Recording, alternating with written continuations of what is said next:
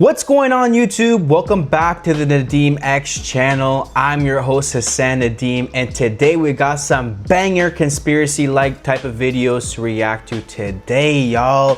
This video is gonna be a banger. The last two videos were pretty short, but this video is gonna be a nice maybe 1 hour 30, 1 hour 20, you know? So sit back, relax, get your chips, get your soda. I know I got my passion fruit guava sparkling water today, so that's something that we're gonna be rocking with.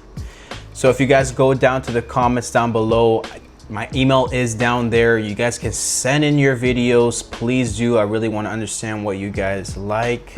Also, if you guys comment what was your favorite video in this video and why, then I'll shout you out in the next video. So without further ado, guys, praise Yah for everything he has done in my life and your life, and let's enjoy this video together. Just remember, my job is not to implant belief systems into your mind or to like, when we watch these things, I don't want you to just be like, oh, I believe this right away. That's not my intent here. My intent here is just to listen to these conspiracy theories, be entertained, and do the research for yourself. You know, I don't want to put you in that little trance, you know what I'm saying? Without further ado, guys, let's get straight into the video. Let's go.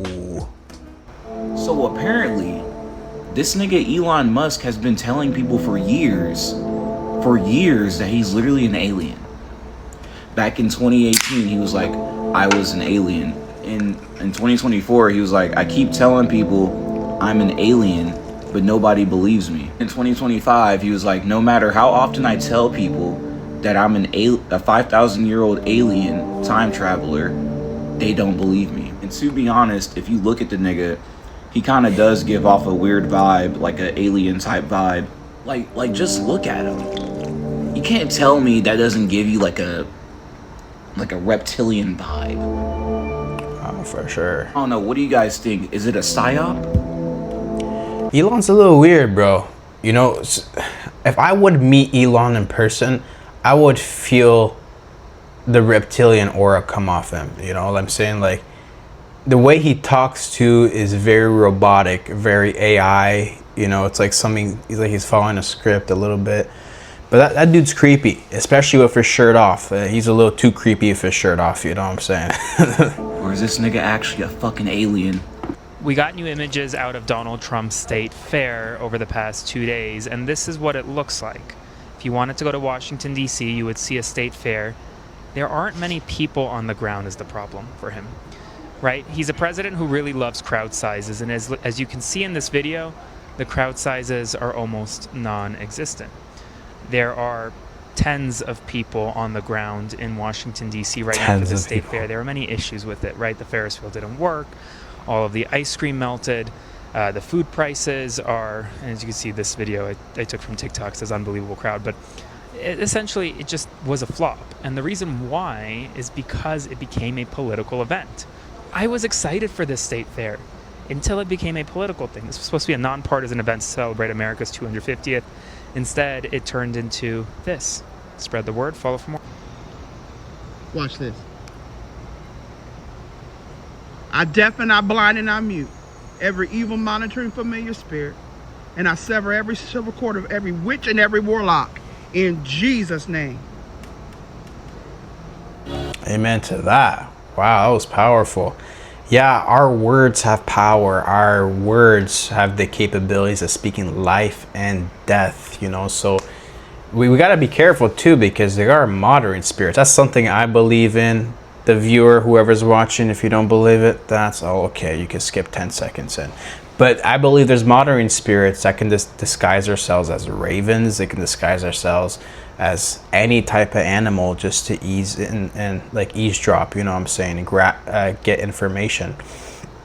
That's why it's important to pray for spiritual discernment and to be in a place where you're good with the Father. So in any circumstance, in any atmosphere you're in, you don't allow these modern spirits to cipher your energy, you know, and cipher like like knowledge about yourself so they can use it against you, you know? That's why it's important to use the name of Yahushua HaMashiach against these principalities. Amen to that. I love seeing that. What the heck? Jeez. That does kind of look like a seraphim, you know what I'm saying? Like that's crazy. That's actually pretty cool.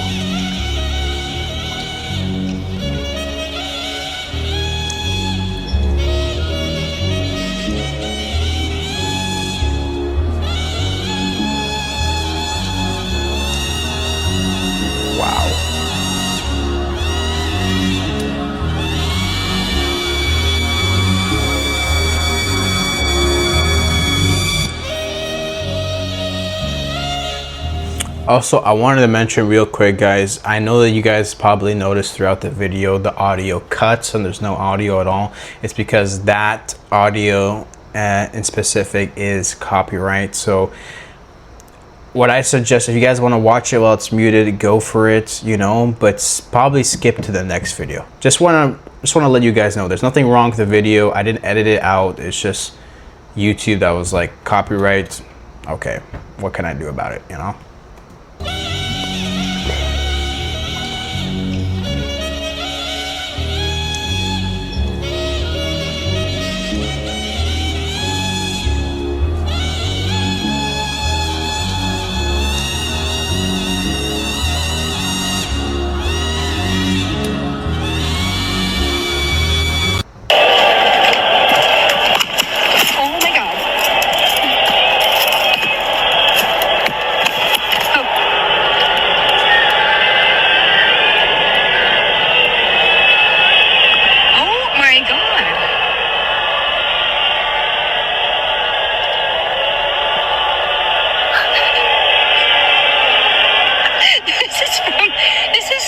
People are finding hundreds of solar power Bluetooth speakers scattered throughout the trees near Mount fucking Shasta. But what they are emitting is so eerie. Keep in mind, Mount Shasta is very well known for its reputation, whether it be the Lemurians or whether it be the city of Telos or whether it be the amount of activity around Mount Shasta. I cannot explain how many sightings there are near Mount Shasta annually. I'm going to show you guys a video here in a second where you can hear whatever it's emitting more clearly, okay? And it sounds like some kind of chant or a mantra. I'm not entirely sure. This lady confirmed that this installation is on private property.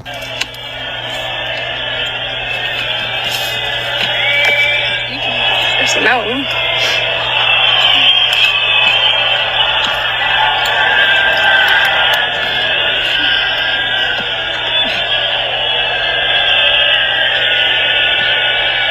Bro, what type of mushrooms are that, bro?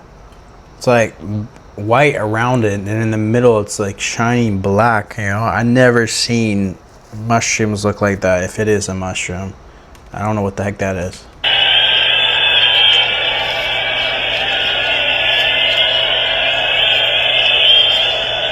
And look at, there is another 100 of them out there. But it's like this. It's a speaker? Lemurian beacon. Are there roaches the size of footballs in New York City? Now, there are many people who have claimed to have seen these ginormous roaches in the slums of New York City. Personally, heck nah. First off, I've dealt with roaches in the past. Them critters, bro, they're actually smart. They're not stupid at all. They got big brains for sure. They know when all the lights are out, you're in your bed, they know when to come out. And they'll eat anything. I'm so serious. They'll eat anything. They can go to the washroom and eat the leftover stain of pee on the seat. I'm so serious when I say that, or drink it, you know. They're weird. And what's creepy about roaches is that they bite people. And also they make this creepy, very eerie hissing sound. But the craziest thing about roaches is they can eat anything. Yeah. Including humans. Heck no. Now, there was this man named Joe. Joe was from New York City. And in the 80s, he managed this apartment complex in Queens. Now, he said he met this landlord who wasn't a great guy. And he said he offered him a room at this apartment complex as long as he would manage it and take care of the maintenance. So Joe, being short on cash, jumped at the offer. Well, he said his day-to-day tasks were, fixing things around the apartment complex, collecting rent, and sometimes taking out the trash. When he first moves in, he said the weird thing he noticed is every night he would hear this weird sound in the walls. He said it sounded like something was moving in there. At the time, he thought maybe it was just the plumbing or possibly the radiant heat. And he chalked it off to just that. We said down in the basement, there was a tenant named Mr. Williams. He had lived there for a very long time. He was quiet. He didn't talk to anybody. He said you rarely seen him. So one day there was a knock at his door. And he was surprised when he opened it to see Mr. Williams. And Mr. Williams says to him, hey, I am having a roach problem in my apartment. And he said, it's not that there's a bunch of roaches. He said there are some very large roaches, almost the size of footballs. Can you come spray or something? So he said, okay, I'll come tomorrow and I'll take a look. So Joe goes down to the basement and goes to this guy's apartment. When he opens Mr. Williams' front door, he is shocked to see this apartment is completely swarming with cockroaches. He said they were on the walls, they were on the ceilings, they were in almost every crevice and orifice of this apartment. And he said Mr. Williams told him in the back room, in the closet, that's where the large roaches live. So he goes to the back. First off, bro, you're comfortable like that? So my man's had these roaches in his crib for a minute. He called these guys his pals at this point, He's probably homies with the guy with the cockroaches in the closet, you know what I'm saying? They probably just had some beef and he was like, I want you out type of thing. Yeah, that's too long. If you're having roaches climbing on your ceiling, walking on your floor, crawling on you, on your couch, in your kitchen, brother, day one you should have done that. Get traps. My wife, man, we seen one roach. She would call maintenance right away to bring traps and to set it up everywhere. We ain't taking that risk, brother. We ain't taking that risk. Back room. And he starts to hear this this hissing sound. He opens the door and he said right on the floor there were roaches as big as a football. And they were just sitting up, staring at him and making this hissing sound. So he said he sprayed in there real fast. He closed the door and he left his apartment. And he tried to get in touch with the landlord. That's disgusting. And man. he's like, you need to get a exterminator out here because there's a very bad roach problem. But the landlord, like always, didn't care.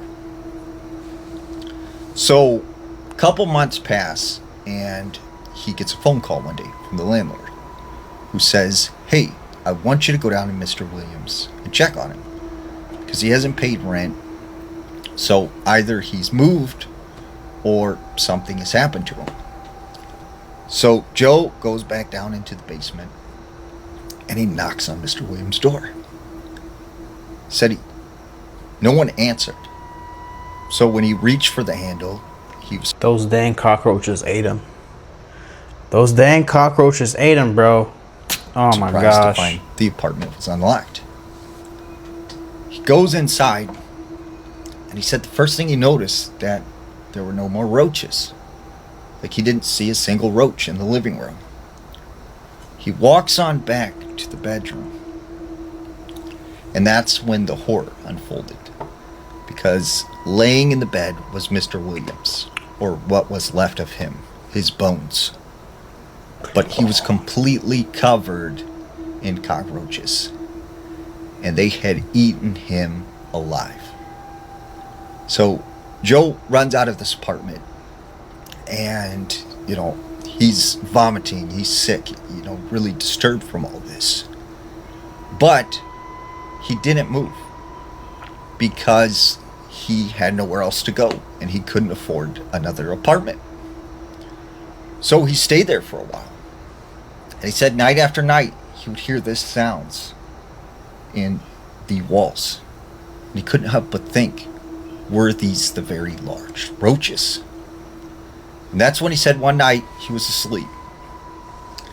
And he woke up to the feeling of these little stings all over his body. And when he opens his eyes, he could see that he was completely covered in roaches. And on his leg was this very large roach that was the size of a football, staring at him. He throws this roach off. He starts batting him off him. He runs out of the apartment, and he left that day, and he never returned.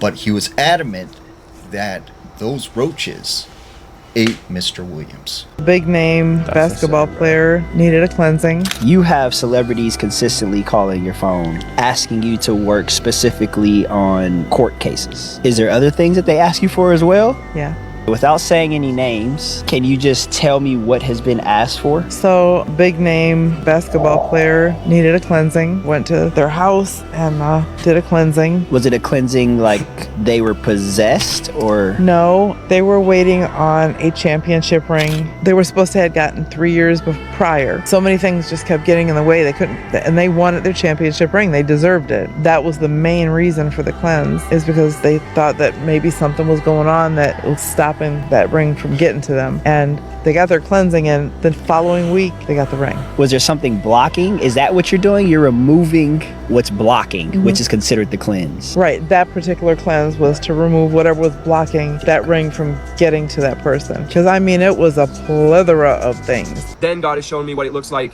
if we are taken to like a principality in the sky and looking at all societies on earth from his view. And I'll tell you what I saw. I saw that America is not even what it is. I saw that even the map of America is a complete lie.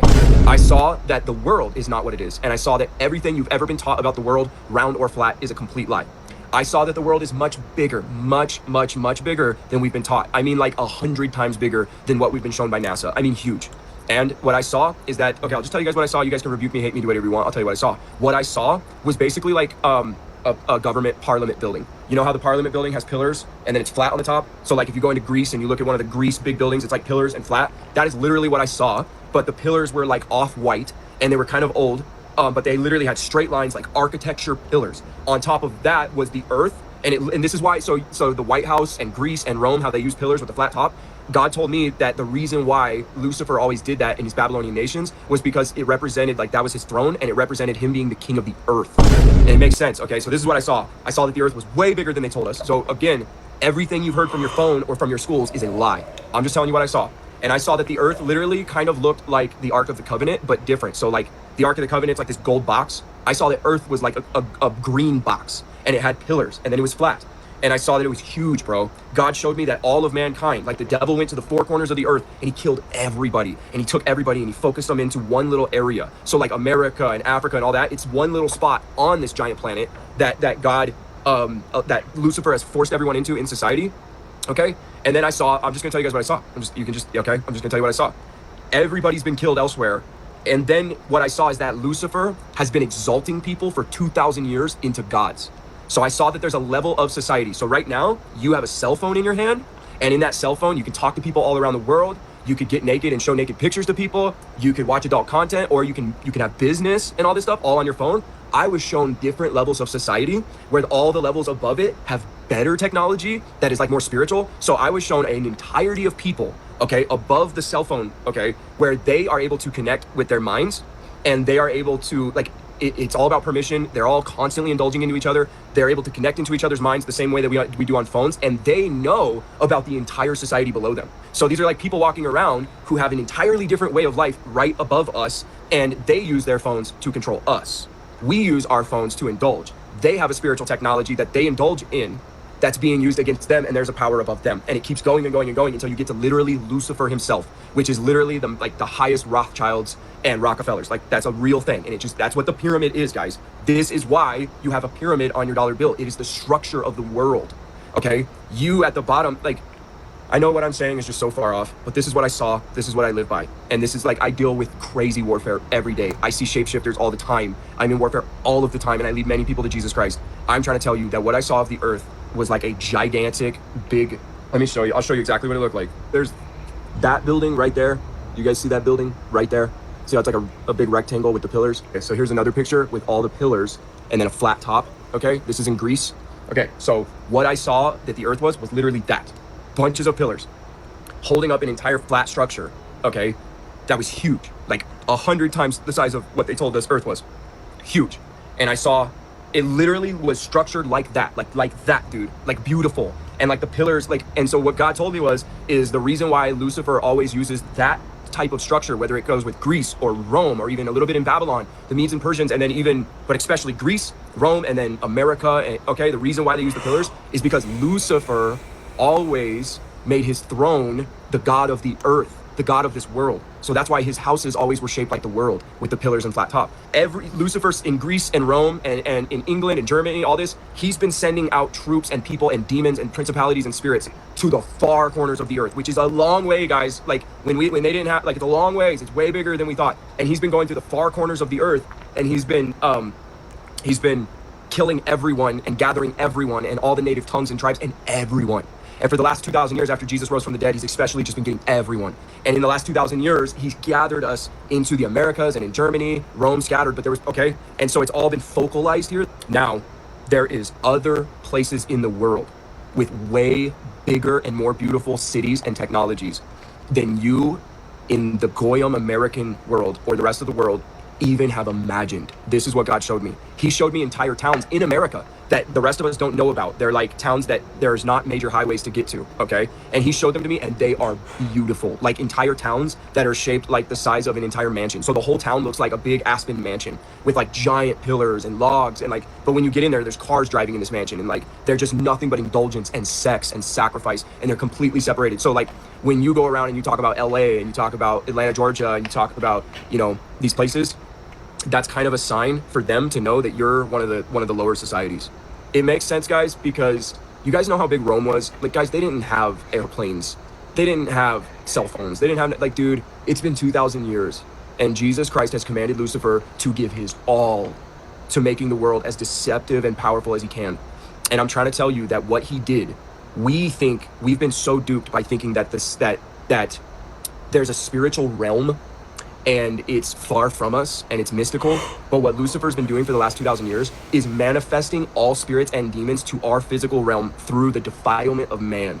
So we have built cities around us that are demons. I saw like the Twin Towers, and I saw all these towers and places, and what I saw was a principality sit in the place that he decided he wanted to. So let's talk about the Pentagon, okay? I saw a principality sit at the Pentagon, and from himself, he's a spirit, and he went and possessed all the people, the architects. He had people doing sacrifice to him, and he built the Pentagon around himself. So the Pentagon is literally a principality. Then I saw like the Twin Towers. The Twin Towers is literally a principality. I saw the White House. It is literally Lucifer building a throne around himself. So when you're at the White House and you touch the stone, like that place built itself. There's a spirit in that house that built itself around itself by possessing men in the world through sin and defilement, and by using the Masonic altar. Like that is what I saw. And I saw that it's like crustaceans. You know when you're at the ocean and there's crustaceans that pile up on boats and they have to scrub them off? That is how God made me see cities. It is demons and they're crustaceans building crap all over his earth. Crap that doesn't last, stuff that comes and goes, stuff that will burn, dude. This is how I saw it. And it was demons rising from the pits, building their crustaceans and their cities and their crap and their defilements everywhere. That's what I saw. That is what I saw. And I'm telling you, it wasn't like this before, bro. For all of history, dude, the proof that those, like, that is what I saw. The great architect. And also, I just want to say, guys, that society is not what you think it is. If you are believing anything on your TV, if you are believing that the world is this money-hungry world, if you're believing that Donald Trump is the president of the United States of America doing what he's telling you he's doing, if you're believing the wars, if you're believing what the drama, they build the drama and they build conspiracy theories because the conspiracy theories pound in the lie. So what if the lie was not about a wicked secret society, but what if the lie was about just the entirety of society that you know? Okay, so when you fall into a conspiracy theory, it's the sleight of hand. You're being led into some theory within the lie. But what if the lie was just that everything you see on your phone and TV? What if it was the taxes? What if it was the politics? What if it was your government? What if it was the Constitution? What if the Constitution was a complete lie? What if it was the laws of physics? All that stuff, just a complete lie. And so we never question it because of conspiracy theories. Conspiracy theories make us go, no, they're doing this in secret. Look what they're doing. Look what they're doing in this. And it's not that, guys. It is principalities that built this earth. You are submitted to devils. If you don't believe me right now, stop doing the things you know that God told you not to do and go lead people to Jesus Christ. Go oppose even the courts if you have to. Do whatever it takes. And the moment you do, what you're going to find out is it is the hardest thing you've ever done in your life. That is so much easier to just turn my phone on every night and rest. That I do not have the money, I do not have the ability, I do not even have the faith to try. And you're going to find out that they gave you a form of religion in Christianity that they were okay with. This is why America was built as a Christian nation. But dude, guys, if America was ever a Christian nation with actual Christian leaders, with actual people baptized in the Holy Spirit, dude, the whole world would have been righteous by now. That's a full nation of on-fire Christians. Not a chance, guys. It was built by Masonic Luciferians who were bored because they had no opponents. And so they created an opponent. They created the American Christian church, bro. They created you to defile you. Dude, and that's just what it is. And so as I say this, I feel spirits trying to tell me not to. I fight. I've been tackled by demons. I've had sex with shapeshifters, and I am someone who's been on the other side of this thing, pleading with you to hear me. I know that everything I'm saying might just be so outlandish, but how about this? How can you trust your thoughts when you won't even tell people about Jesus? How can you trust your denominational views and your doctrinal views when you first won't even wake up every day and go seek God's will? How can you trust what you think about politics and the world when those things don't even push you to tell others about the salvation of Jesus Christ? How can you trust your understanding of the Word of God when first your understanding of the Word of God doesn't have you desperate to do the things God has asked you to do? According to a follower who worked on an oil... I don't have a lot to say. He said it all. That was beautifully said, to be honest. If that is true, that he did experience that and see that, that's wonderful for him. And I pray that Yahusha gives all of us an experience like that, Wow. I don't have a lot to say. That was just awesome. Rig out in the Gulf. He said there are things living or moving out in the open ocean that don't show up on any maps, sonar, or any type of training manuals. Now, this story was sent to me by a guy named Tyler, and according to him, he spent almost 4 years working offshore on an oil rig out in the Gulf. And he said before taking the job, he expected the typical things like storms, equipment failures, long shifts, isolation, missing his kids. But what he never expected was to be genuinely afraid of what was beneath the water. Not more than any other normal person is of weird things, right? But Tyler said one of the first things that you learn while working offshore is that the ocean at night has a whole different feel to it. And anybody that was in the Navy or been on a cruise ship, because once the sun disappears, you're standing on a steel platform hundreds of miles from land with nothing around you except that black water stretching out to the horizon forever. No lights, no roads, no houses, no noise, just complete darkness and silence. And according to Tyler, after midnight, the ocean almost seems to come alive in its own creepy way. The first strange thing that he noticed happened during his second month while working out there. It was around 2 a.m, and he had stepped outside during a break to smoke a cigarette and watch the waves go by. And that's when he saw it. It was a light deep beneath the water. Not like bioluminescence or not like a reflection of anything. He said it was a single bright blue light moving quickly beneath the surface. And at first he thought maybe it was like a large fish, maybe the way the moonlight was hitting the water, until it suddenly changed direction, like straight upward, and stopping only a few feet beneath the rig. And Tyler said it hovered there for a little bit and it was perfectly still, just watching. And then it shot off into the darkness faster than anything he'd ever seen move underwater like that.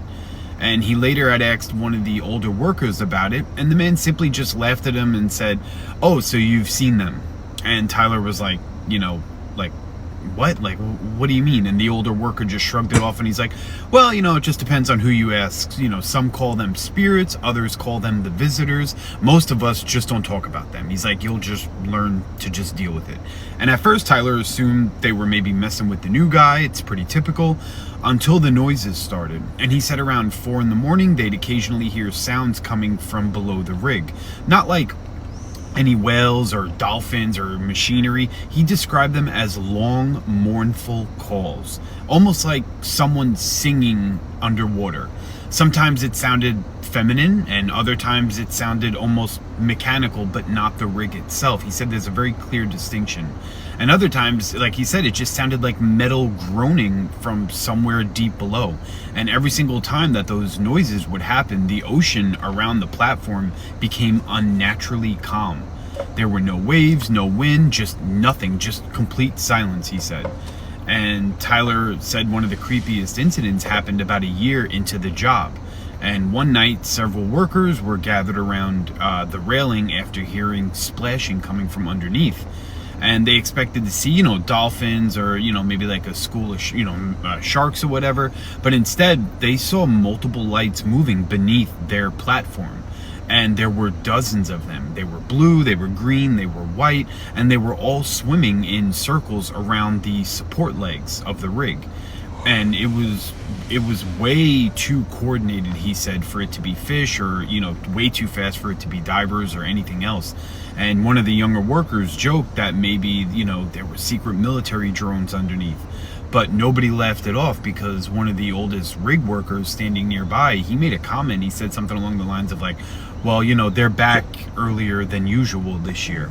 And Tyler, being new, had asked him, like, what do you mean by that? And, you know, the guy kind of like waved it off and refused to answer. He didn't really want to talk about it anymore.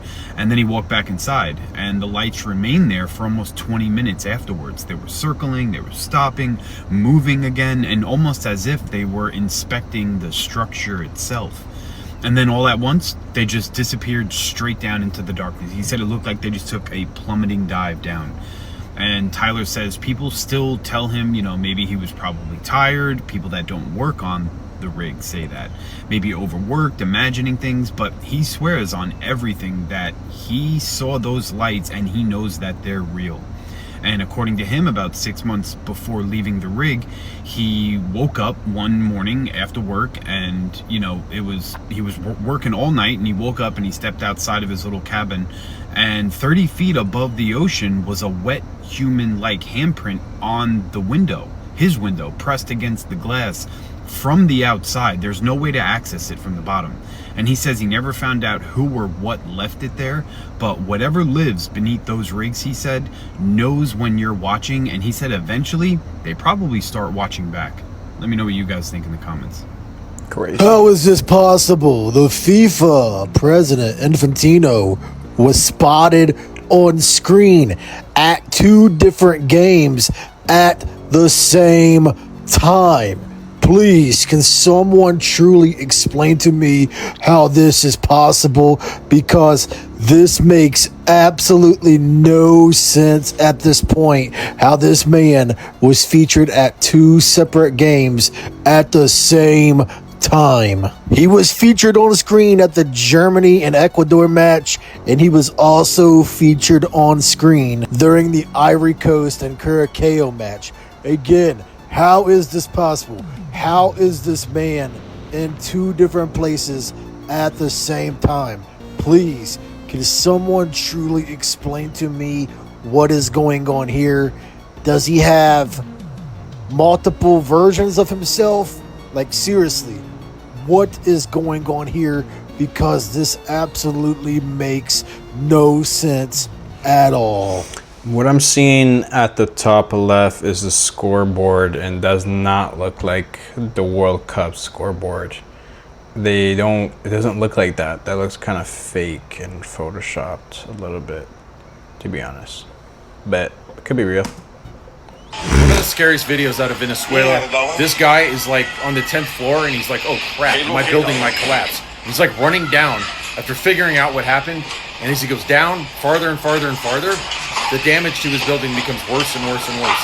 Imagine running down these stairs and not knowing if this building's going to collapse on you, if you're going to die and nobody's going to hear your screams. And that you might be under there for weeks, drinking your own piss or something like that. I mean, it's truly, truly sad. Unbelievable. You see the damage there. Empathy is the most important thing a person can have. Compassion. Put yourself in this guy's shoes, in Venezuelan shoes today.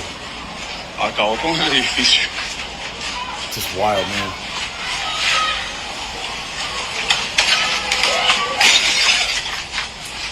There, you can see it. It's just like, because like the lower floors have more and more weight on them. And so the closer you get to the exit, the closer you get to freedom and saving your life. But also the last part is going to be the most dangerous by far. And that is what is totally insane. The thoughts that must be going through his head right now. And then the exit's blocked, he has to go out another way. You know what they don't tell you about swine? They don't tell you that swine is literally a meat that is always rotting. Even when it's in a freezer, it's still rotting. Another thing they don't tell you, and holistic doctors are very aware of this, is that the parasites in pork are wrapped in cysts. And no matter how hot of a fire you get to cook that pork, the cysts protect the parasites from being destroyed by the fire. It's only the acid in your stomach that allows those cysts to be opened up, and then these parasites get released into your body.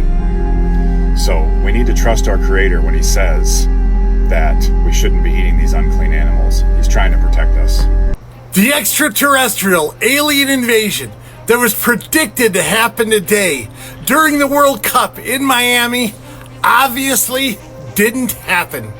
Yeah, extraterrestrials did not come with their UFO to Miami during the World Cup. Now that prediction was made by this world-famous Brazilian psychic who has been really, really accurate in the past.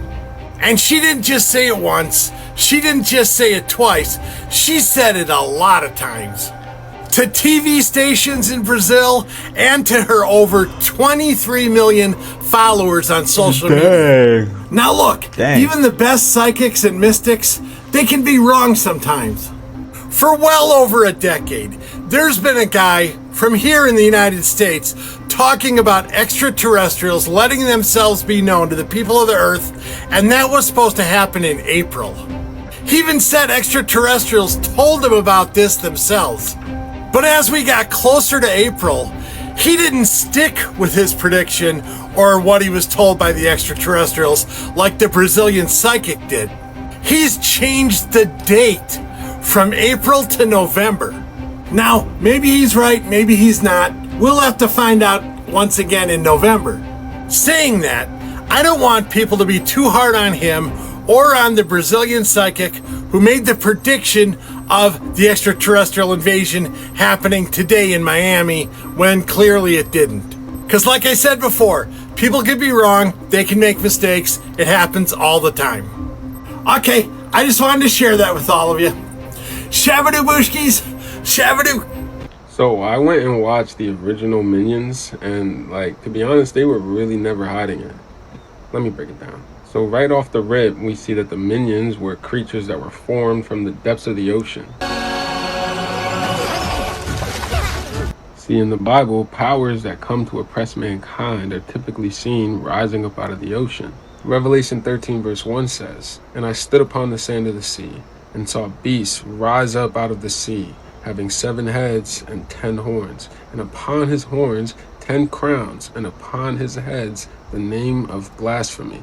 Matter of fact, the movie even goes further on to say that the Minions were actually here longer than any of us. Minions have been on this planet far longer than we have. And on top of that, their only goal is to serve the most wicked thing they could find.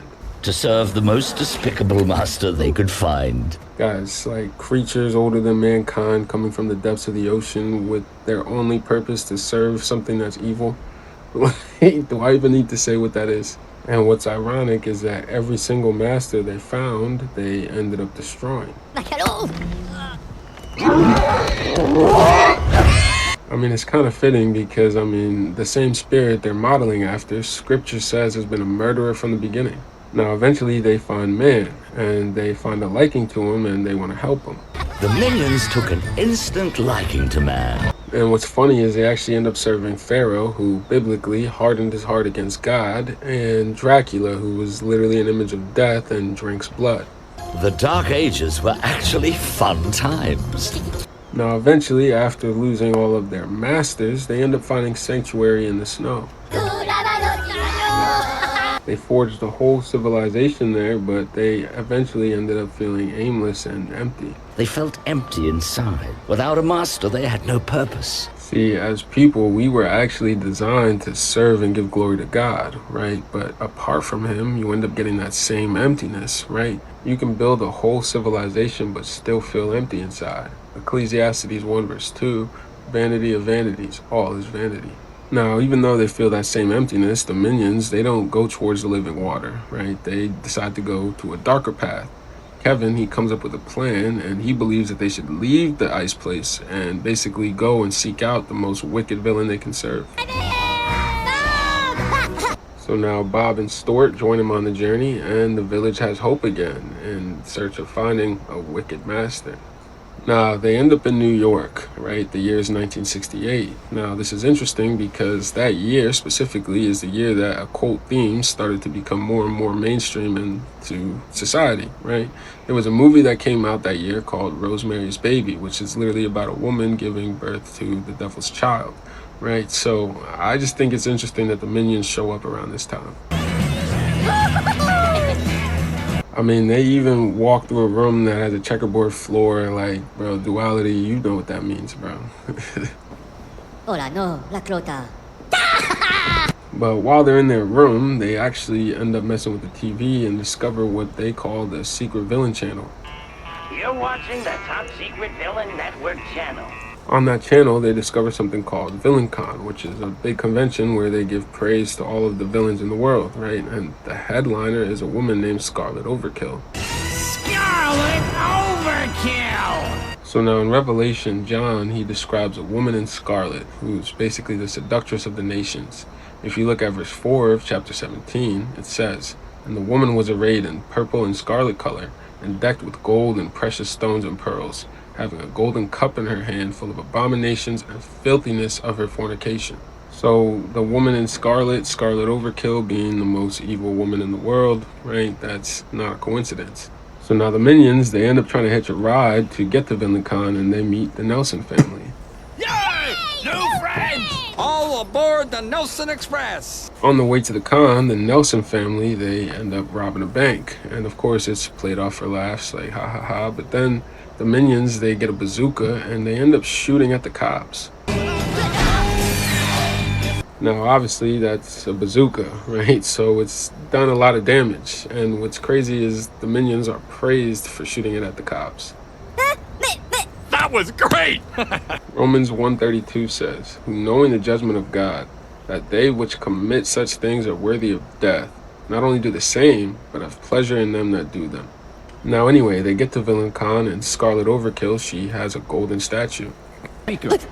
Scarlet Overkill! Anybody know about the golden calf?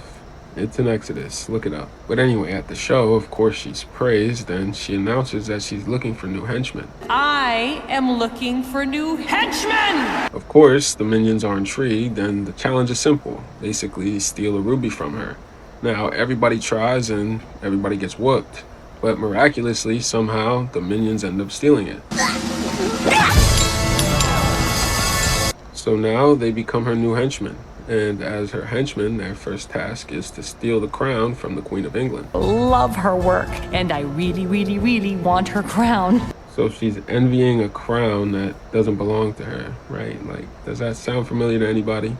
But regardless, the mission fails because Bob ends up pulling the sword out of the stone, you know, King Arthur's legend, and they crown him king. Well, now, because of this, Scarlet sees them as traitors, and she goes after them. tiny yellow traitor! Now on the chase, notice this moon landing set. Remember, this movie came out in 1968. The moon landing was in 1969. So, just something to think about. But anyway, Bob, he wants to make peace. So as king, he decides to change the law, allowing Scarlet Overkill to become queen. And listen to how someone describes her becoming queen. I'd say this spells certain doom for the country, if not the world. I mean, that sounds like the Scarlet Woman to me. But anyway, regardless, she ends up locking up the minions in a dungeon. Go ahead, go ahead. But of course, they find a way to escape through a sewer tunnel. Now, at the ceremony to crown Scarlet as queen, before it starts, notice what her husband says to the Pope. Thanks for doing this, Padre. Big fan. So her husband, who's probably just as evil as she is a big fan of the Pope. But anyway, of course, the minions interrupt, and in the chaos, Bob and Stuart end up getting captured. Which one shall I kill first? Little Bob? Stuart? So now Kevin, he's left to rescue them. So he breaks into Scarlet's husband's lab and ends up turning himself giant. So now Kevin, he ends up stopping Scarlet and rescuing Bob and Stuart, and he ends up getting knighted by the Queen. The country owes you a great debt of gratitude. But right then and there, a child, Gru, ends up stealing the crown. And the minions, they don't even care because they were never meant to lead. They were meant to serve the most wicked being on the planet. So they just go and follow after Gru. And that is how the minions found their new boss. So even after everything that happened with Scarlet, they still go and continue to support evil, right? Like nothing's changed. See, this movie tells you plainly that these things were designed for evil and will always follow evil, right? Like there's no redemption, clearly, right? So they wrap it up in these cute little yellow monsters and they hand it to your kids. So it's like, bro. Now, I don't really care who the minions serve because Joshua said it plainly. As for me and my house, we will serve the Lord. Follow God and film for more. Nobody's talking about this right now. Do you know what 7-Eleven's junk food brand name is called? Go Yum Foods. Goyim Foods. The ADL says if you call out their goy slop that they feed us, literally junk food, that you're anti-Semitic now. Maybe we wouldn't use the term goy slop if they literally weren't trying to feed us Israeli 3D printed meat. Steak was made entirely by a 3D printer. It looks like real steak, complete with fibers, and the flavor and texture are surprisingly close. It's created by growing real cow cells in a lab, then layering muscle and fat cells through a 3D printing process. If this technology becomes widespread, we could enjoy steak in the future without slaughtering a single cow. Jordan and I went on a ride, and we just came across this noise that we heard. We're going up this hill, and you can hear it in the background. I'm gonna show you. It's a little freaking creepy. Hold on. It's creepy.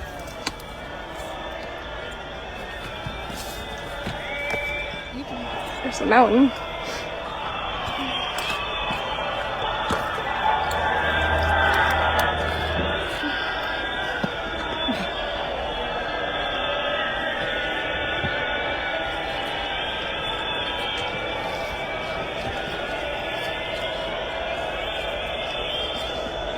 And look at, there is another 100 of them out there. But it's like this Lemurian beacon system. I have no idea. Somebody put a lot of effort into this. Come on. This is insane.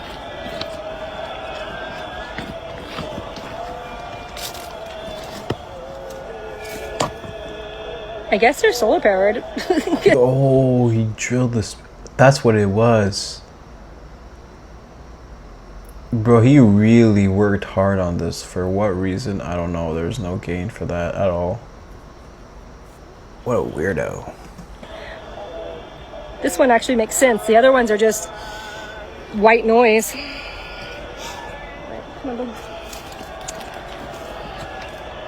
All right, well, we're getting out of here. Stat. Jordan left me.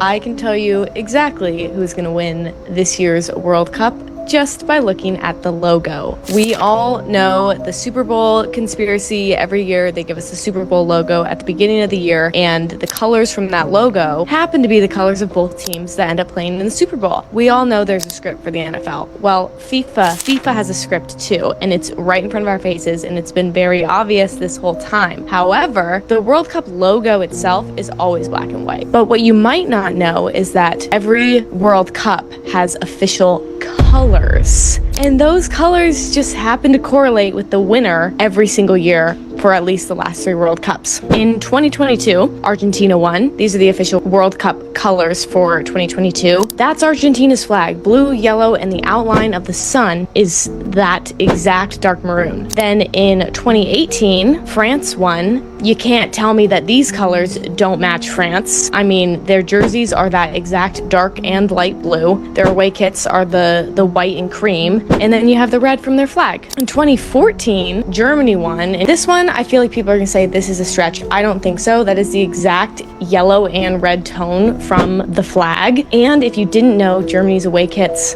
are green. This year's colors, green, blue, red, and then 2 shades of gray. My first thought, an underdog team, but Morocco. However, they are missing the blue. I think the more obvious option is Portugal. You might be thinking, well, Portugal is red and green, but they also don't have the blue. I challenge you to zoom in on their flag. Those dice looking things, which I'm not sure what they are not black, they are navy blue. So if you believe in conspiracy theories or just, I don't know, facts, Portugal is winning the World Cup, and FIFA leaked the script, they wrote the script, they wrote it in. Portugal's winning this year. I have to ask you, because you mentioned this before we started rolling, you also saw a Nordic alien? I did. Where did you see a Nordic alien? On Orcas Island. Okay. I was visiting a friend there. I'll keep this one short. I was visiting a friend there, and I woke up the next morning after we were talking about a bunch of stuff, and he'd gone down to the store, which is quite a ways away from his property, to get some food. And so I'm like, oh, it's a beautiful day. I'm going to take a walk on his property. He had like 20 acres in the woods. So I start walking, and I come over this ridge, and there'd been no one out. And all of a sudden, there's this person who literally looks like a male model, like a Scandinavian male model with kind of longish blonde hair in a weird kind of more like European clothes, whatever. And they say, hello, Brent. Like they're about 20 feet, a little bit further down the hill. And I'm thinking, okay, I did not see his mouth move. First of all, how's he know my name? Secondly, I did not see his mouth move. And I was like, hello. And he said, turn around and walk the other way. And he, mouth's not moving. And he's not looking threatening. And I kind of was like, got it, on it, turn, and I walk away. And now I'm getting a little bit freaked out. I get a ways down and I look back and he's not there anymore. Was he tall, blonde? Yes. No, he was further down the hill. So I didn't have a chance to like look him in the eye, and like I'm 6'4", so I didn't have a chance to look at him and say, oh, this guy's 7'2" or whatever. But he was well put together, like a specimen, like an absolute specimen. So I asked, my friend comes back and I say, okay, I just had a really weird experience. He goes, oh, with one of those tall white people? I'm like, what do you know about them? And he goes, they have a compound on the Orcas Island. And he said there's a lot of weird people that have compounds here because there's weird energy that comes like every couple, months. And they come in a black helicopter, unmarked, to a facility that's all gated, and there's about 8 of them. And they come here and they stay here for a couple days at a time, apparently when this energy is really high, and they get recharged. Whoa. And I'm like, have you ever met them? And he goes, no, they don't. They're very select in who they meet. He goes, there's a story about a number of years ago, one of them came down into one of the pubs, right, and just walked through the door one day and said, I want to have a drink. And everyone's like, who are you? And he's like, I live up the way. And they're like, okay, cool. And he's like, so what's it like to live here? And they're like, on Orcas? And he goes, no, on Earth. What? Yeah. And everyone was like, okay, dude, what is going on here? And then he had a couple drinks and people had to like get him outside, and he's like, no, it's okay, I'll walk home.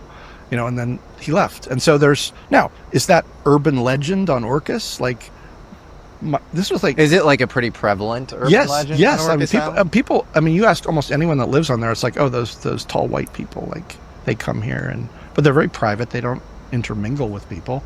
But there's a lot I have a cousin, I was telling you, who Yeah. moved there. I got to ask him about the tall white Nordic aliens. Yeah. So circling this all back to Disclosure Day, it's like, you know, one of the things that Bryce and I talked about after we saw it was Spielberg told a really compelling story about gray aliens.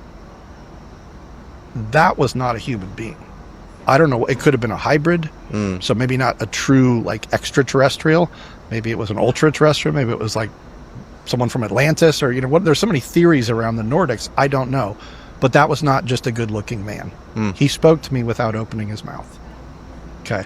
So, but none of that is touched upon in Disclosure Day. The other species that many people have said, like, no, even at the highest levels. You see, people don't understand how wild this moment actually was. People think Tom Cruise went out Oprah and jumped on a couch, but nah, it was a lot more insane than you think. You see, Tom Cruise had a problem. Around the mid-2000s, he was considered the Hollywood poster boy. He was the perfect Hollywood star. So when he pulls up the Oprah show, that's who people thought they were getting. Oprah said, and here is Tom Cruise. The crowd was going wild. They said, wow, Tom! Tom said, hey, right, yeah. And here's where things start to get wicked. Yeah, it get wicked right at the start. Tom start, you know, being a little touchy with Oprah. Like, he like grabbing, he like, man, I'm excited. You know, she's like, oh, okay, Tom. Everybody in the crowd said, now this is Tom. He be getting excited. Tom said, okay, but really though, Oprah, you have some questions for me? She said, yeah, question one. Tom said, whoa! She said, what? He said, huh? She said, so your relationship with Katie Holmes, how's that going? Everything good? Tom said, God, Katie Holmes, I love it. Now, peep Tom's hands. You could tell how much he gripping them things from here. Oprah knows she in danger. Look at her face. She said, but she's still trying to play it cool. She said, oh man, Tom, like, I never seen you like this before. You must really like her. And that's when Tom really got to wilding out. He said, hell yeah, I like her. I love her. I want some more of her. I added that part, and he actually didn't really say that. Oprah getting excited too first. He said, okay, boy, she shouldn't have done that, because she got him real riled up. He said, you excited? He said, let me show you how excited I am. He jumped on the couch for a second, and he hops right back off. She said, God damn. He sits right back down. He said, no, but really though, like, let's talk it out. Oprah said, Tom said, no, ask your question. I'm not finna do nothing. Ask your question. Oprah said, Tom leaps on the couch. He started jumping up and down. He said, God, I like Katie. I like her. He's jumping up and down. Oprah said, he excited for real. Here's where it starts to get wickeder. Oprah said, well, I got something that might make you more excited.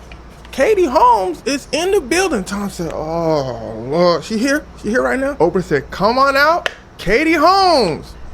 Katie Holmes don't show up. You know, the crowd cheering all that. They say, woo! Katie Holmes still don't show up. Oprah like, Katie Holmes! Tom like, oh, man, you know, she gonna freak out. I be tripping. Oprah said, well, is she not gonna come out? Tom, why don't you go in the back and you get it yourself? Tom hops off the stage. He take off. He start going backstage. The cameraman chasing him like he got there. Jerry Springer chasing Tom. Tom running backstage. Grabs onto Katie Holmes. Brings her up on stage. Katie Holmes clearly stressed out. She don't say a word. And in all seriousness, look closely at this picture. Look how Oprah is grabbing Katie. That was kind of interesting to me. Like, they're like on one side, Tom is on the other. Like, let's stay over here. Tom grabs Katie Holmes, started hugging her. Oprah clearly stressed out. She trying to keep it people. You could see it at moments. Like, she just like, oh my God. And the interesting part about all this is this was actually a huge hit for Tom Cruise's career. Like I told you in the beginning, people thought he was like the Hollywood golden boy in a sense. The Scientology stuff started coming out around this time too. So people thought basically like Tom lost it. But well, over the years, he slowly rebuilt his image by just completely staying out the way and focusing on making movies. Facts about Earth that do not seem real. In this area of Honduras called Lloro, it rains fish every single time rain comes through. I shit you not. And spoilers, scientists have not been able to figure out why this happens to this one place on Earth.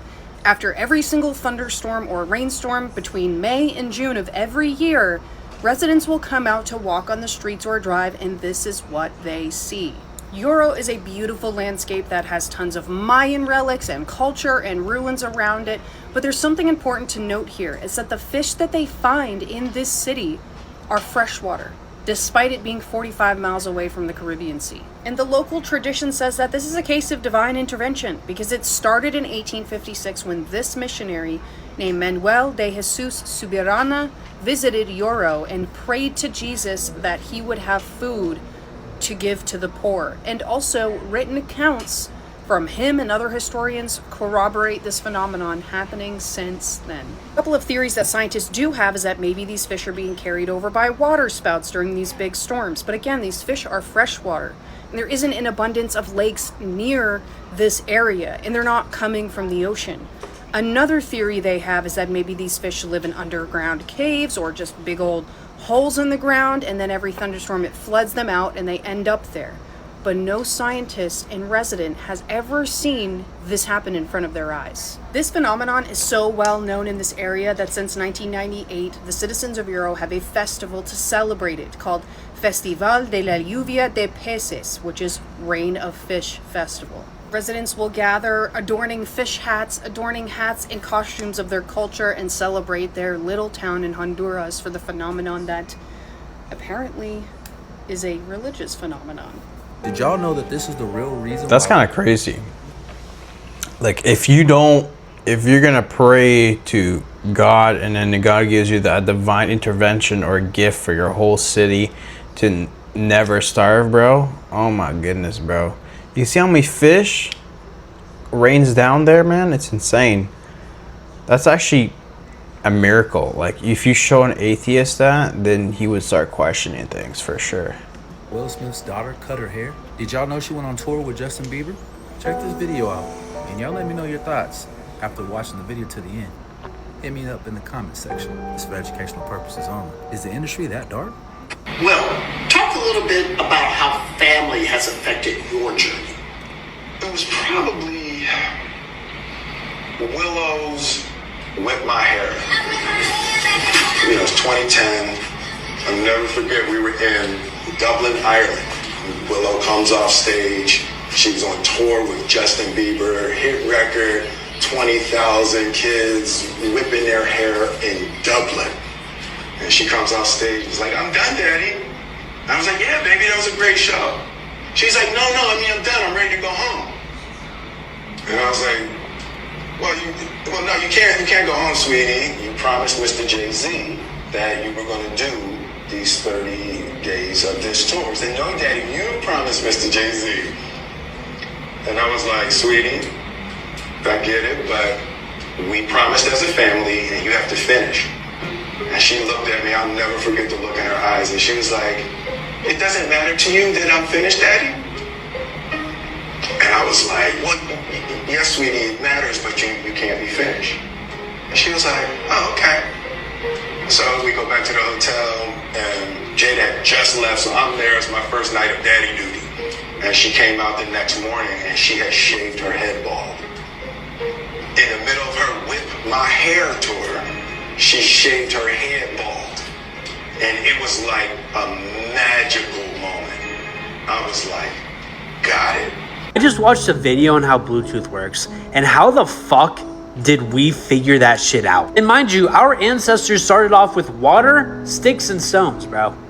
And here we are with Bluetooth. I always thought Bluetooth was simple. I just thought you're always on just one channel, and it just worked like that. I don't know why, but I guess I've never thought more into it because holy shit, dude. This is how the video explained it, so I'm gonna try to kind of explain it. We're gonna use our phones and our AirPods as an example. Bluetooth is on a spectrum of light that we can't see, but it can pass through walls. So that is how, if we like close a door and we walk out of the room with our AirPods still in, we can still listen to music because it's passing through the walls. And us humans cannot see that. So our phones and AirPods are sending ones and zeros back and forth 16,000 times per second or something crazy like that. And then our phones and AirPods have a channel, but you're not on that channel for long. I mean, your channels are switching every single like couple of thousands of times every second, but there's only a certain amount of channels. So let's say you have a friend sitting right next to you and they're listening to music on their AirPods and it's completely different. Your phone and their phone is changing channels like every thousandth of a second, which is why you can't hear their music. What the fuck? Man, I was able to see the Scary Movie early release. I know you guys gonna see it tomorrow for Friday, but man, it's so much symbolism in this movie. They killed Kai Cenat, old one. Ghostface that was playing the noodle game. And Ghostface, you see Kai sitting right there, so Ghostface just snapped his head off and basically telling you that they just killed the old Kai Cenat. And this one y'all seeing now is the new one. Hey, you just killed Kai Cenat on the chat. We make history, son. Money. Everyone's gonna think you're absolutely nuts. Well, I thought I was absolutely nuts. A man in Las Vegas claimed he could summon UFOs, and the local news team couldn't resist. There is a Las Vegas guy making an extraordinary claim about extraterrestrials. So we sent Action News reporter Mike Dellastritto to check it out. This guy says the Old Testament, written in Hebrew, taught him how to summon UFOs. All right, he says he can also do this on command, and he adds he's been doing it for 25 years, keeping all of it secret until now. His name was Prophet Yahweh, and the reporter clearly thought this was about to be the easiest debunk of his career. These beings are here. They're here. They're just sitting right up there. We met up with Prophet Yahweh, seer of Yahweh, at Doolittle Park off Lake Mead. We picked the day, we picked the time, and we picked the location. Everyone's gonna think you're absolutely nuts. Well, I thought I was absolutely nuts. Until he says he saw UFOs. Over the years, 1,500 of them. They think he's going to embarrass himself when he says he'll summon one for them. He says the voice in his head told him to go public now. So we took him up on his offer, and we scanned the skies. Nothing but a few clouds. When the prophet started praying for a sighting, I wasn't exactly convinced. This is where things take a wild turn. I pray, oh Yahweh, that you send a sighting so that they know that I am not mentally ill. I am not a false prophet. Oh, brother, look at it. There it is.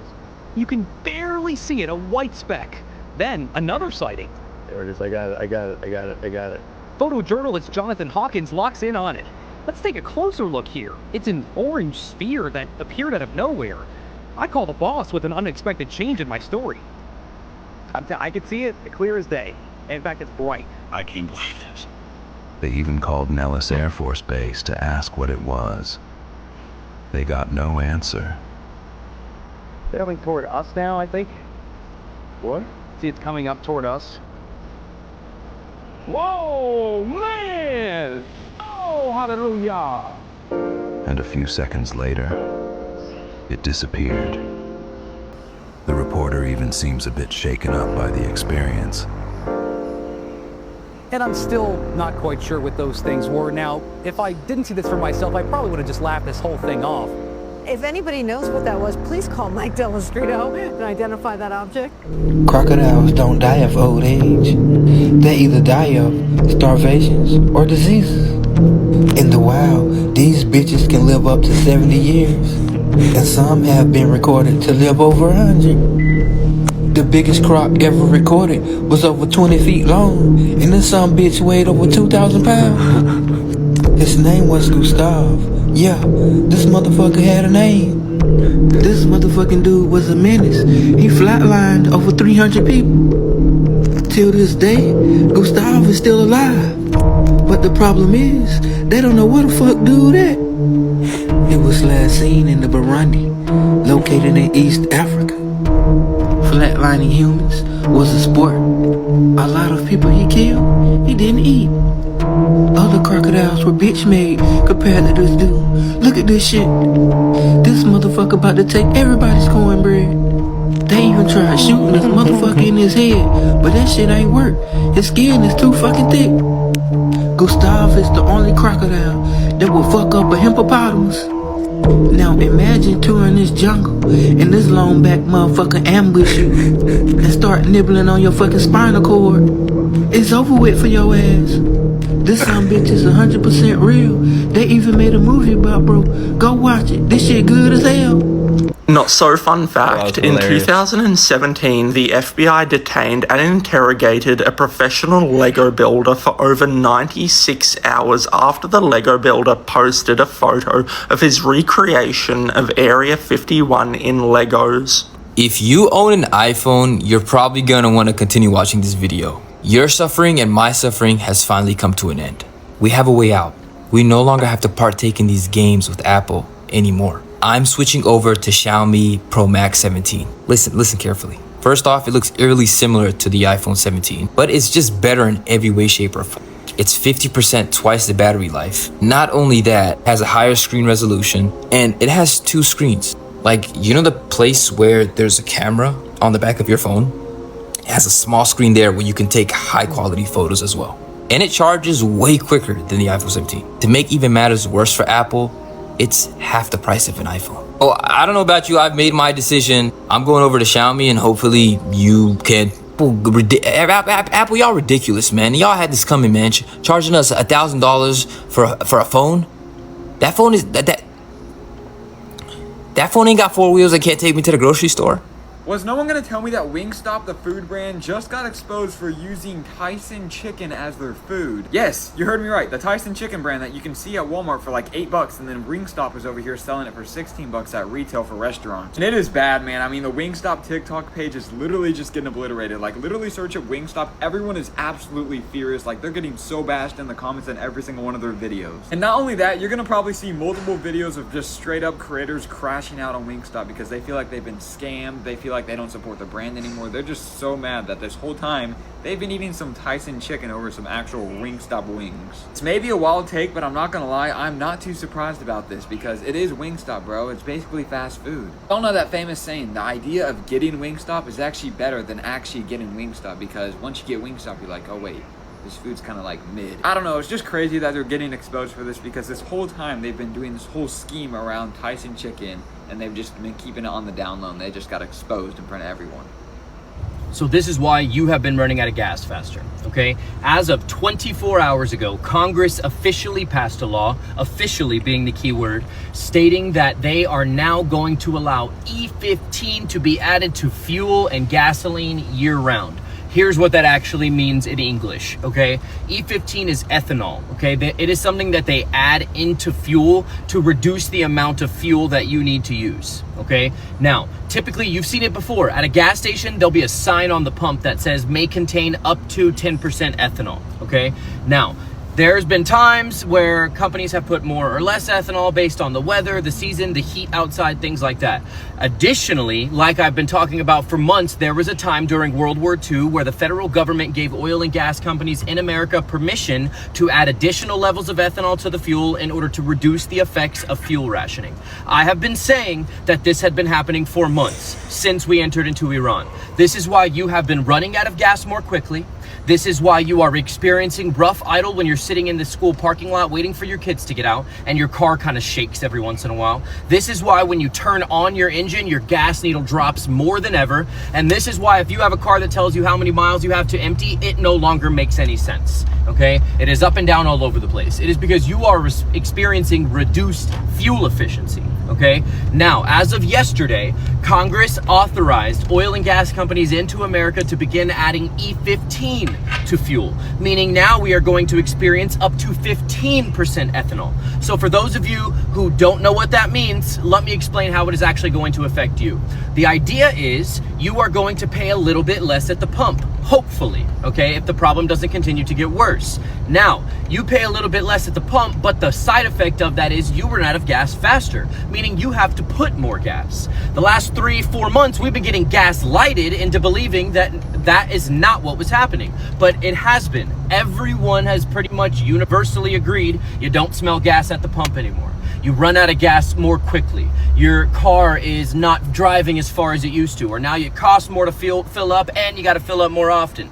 Okay, it is because they have already been doing this. They are now just realizing they can't keep playing in our face and act like we aren't going to notice it. Okay, so here's what you need to do. Well, really, there's nothing you can do. If you drive an old car, sorry, you're screwed, okay? It is going to drastically reduce the engine life that you have, even if you drive a modern era vehicle.